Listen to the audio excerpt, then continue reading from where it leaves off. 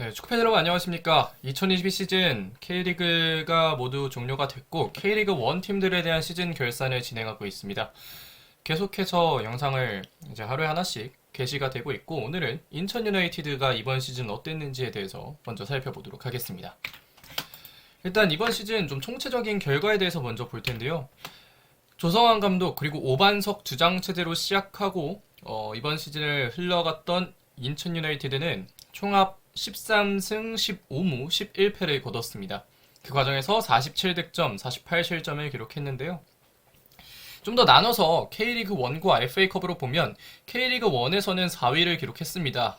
팀이 역대 최대 순위는 아니지만 처음으로 아시아 챔피언스 리그라는 무대에 진출을 하게 됐고 13승 15무 10패 46득점 42실점 득점과 실점의 밸런스가 너무나 잘 맞았고 득점은 물론 8위에 자리하기는 했지만 실점이 상당히 적었고 이 점은 이제 인천 유나이티드가 이번 시즌 정말 수비가 괜찮았다는 걸 좀 증명하기도 하는데요.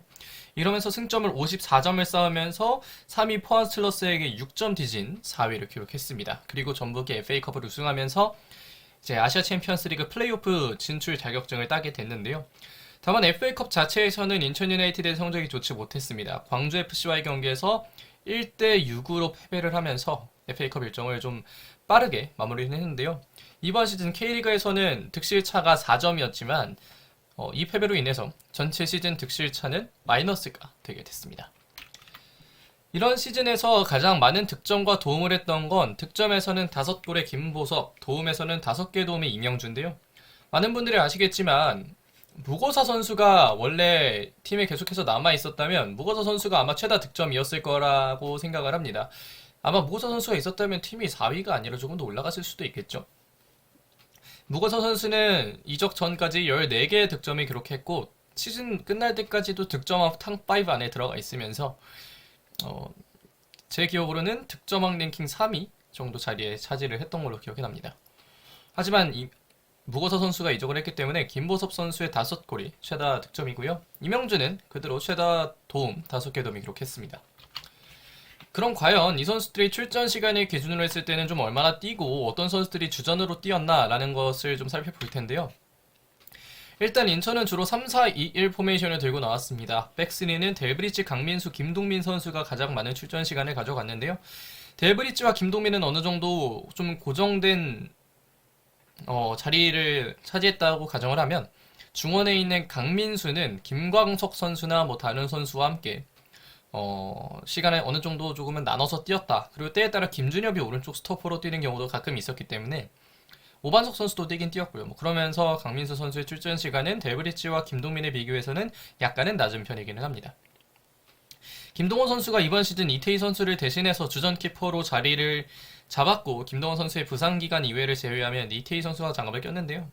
뭐 어쨌든 이번 시즌 김동원 키퍼는 인천 유나이티드의 어떤 주전 키퍼로 확실하게 자리를 잡았다는 생각이 들고 그 윗선에 있는 민경현과 김준엽은 모두 2000분 이상을 뛰지는 않았지만 1900분대 출전 시간을 소화하면서 주전급 윙백으로서의 자리를 조금 더 공고히 했습니다. 특히 민경현은 22세 이하 자원으로서 인천 유나이티드의 22세 이하 쿼터 고민을 조금 한층 더 많이 덜어준 그런 선수라고 얘기를 할 수 있겠는데요. 민경현의 발견은 이번 시즌 인천에게 좀 가장 큰 발견 중에 하나라는 생각이 들기도 합니다. 이제 윗선으로 넘어가서 5명의 선수를 볼 텐데 일단 중원 투미들입니다. 김도혁과 이명주인데요. 사실 때에 따라서 김도혁과 아길라르는 어떤 팀을 맞이하느냐에 따라 김도혁이 앞에 서거나 뭐 아길라르가 지금처럼 앞에 서거나 하면서 좀 더 나뉘는 경향이 있었는데 일단 이 라인업에서는 김도혁 선수를 중앙으로 봤습니다. 그러면서 김도혁과 이명주 이 두 선수가 투볼란치를 받고 김도혁은 2376분, 이명주는 2726분을 뛰었고 이명주의 출전 시간이 팀 내 최다 출전 시간입니다. 사실 전체 시간이 3000분을 넘어간다는 걸 봤을 때 이명주의 출전 시간이 가장 길다는 건 그만큼 조성환 감독이 로테이션을 좀 어느 정도는 잘 돌렸다. 물론 이명주는 꽤 많이 뛰기는 했지만요. 라는 걸 좀 증명할 수도 있는 것 같기는 합니다. 이게 뭐 달리 말하면 주전이 확실하지 않았다는 말도 되지만 어쨌든 로테이션을 잘 돌리기도 했으니까요. 그래서 윗선을 보면 모두 2300분을 넘지가 않습니다.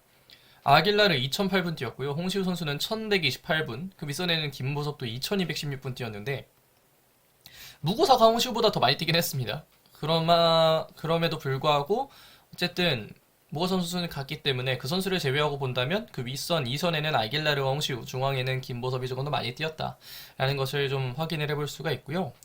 여기까지가 이제 출전 시간을 기준으로 한 인천 유나이티드의 베스트 11이었습니다. 이제는 이제 좀 시즌 주요 경기에 대해 좀 살펴볼 텐데, 시즌 주요 경기는 아무래도 이 두 경기라고 할 수 있겠습니다. 8월 13일에 있었던 전북현대와의 경기 3대1로 승리를 거뒀죠. 이번 시즌 인천 경기력, 특히 무고사 이적 후의 경기력이 어땠는지를 보여주는 대표적인 예시라고 할 수 있겠습니다. 굉장히 빠른 역습, 그리고 이런 역습에서의 어떤 강한 모습이 인천 유나이티드가 이번 시즌 좋은 순위를 유지하게 하는 데 굉장히 큰 역할을 했는데, 특히 이 새로 만들어진 에르보섭 조합의 효과도 가장 크게 느꼈던 경기가 바로 이 전북 현대와의 경기입니다.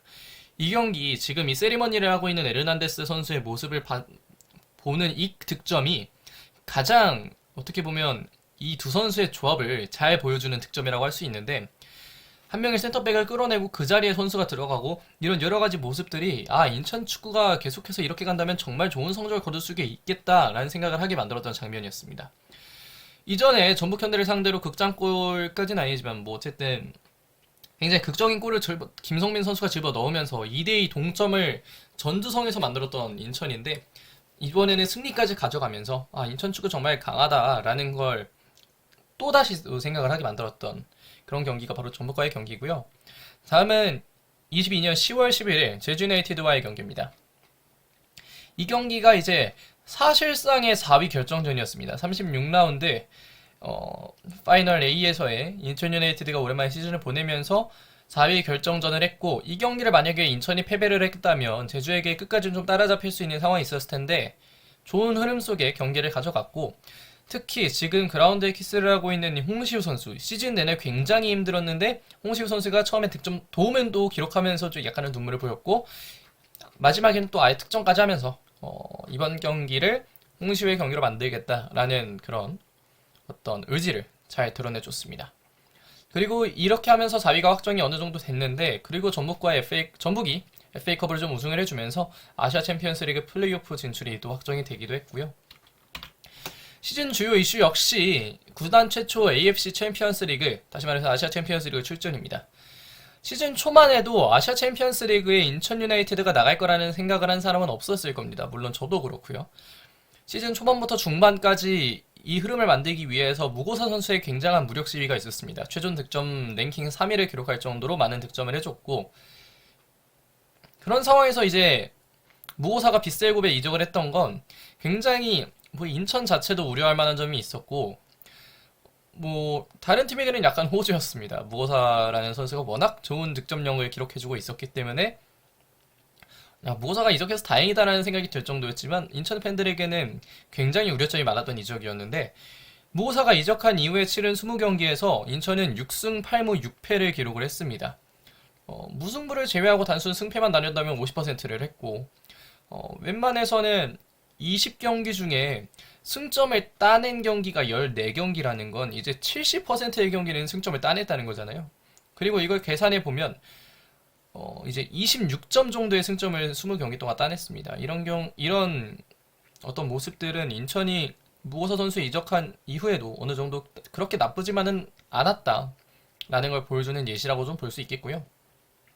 이런 어떤 흐름에는 에르난데스와 김보섭의 조합이 상당히 큰 위력을 발휘해줬습니다. 그러면서 이제 끝까지 버틸 수 있었고, 그리고 그 선수들에게 또 아시아 챔피언스 리그 플레이오프 자격이라는 게 주어지면서 완벽하게 좀 어떤 본인들이 이룬 성과에 대한 대답까지 잘 받았던 인천이라고 얘기를 할 수가 있겠습니다. 그렇게 해서 이런 인천 유나이티드 이번 시즌 MVP는 역시 이명주인데요. 이명주 한 명으로 인천 중원의 클래스가 달라졌다고 얘기를 해도 될 정도로 굉장히 좋은 활약을 보여줬습니다. 중앙에서 뭐 공격, 수비 어디에나 굉장히 높은 기여도를 보여줬고, 특히 수비 리딩하는 측면에서 어린 이선 선수들에게 어떻게 수비를 해야 된다는 위치까지 잡아주는 그런 리딩하는 모습은 굉장히 인천 유나이티드가 이명주로 인해서 정말 큰 도움을 받고 있구나라는 걸 확인하게 해줬던 그런 장면이라고 또 얘기를 할 수 있겠고요.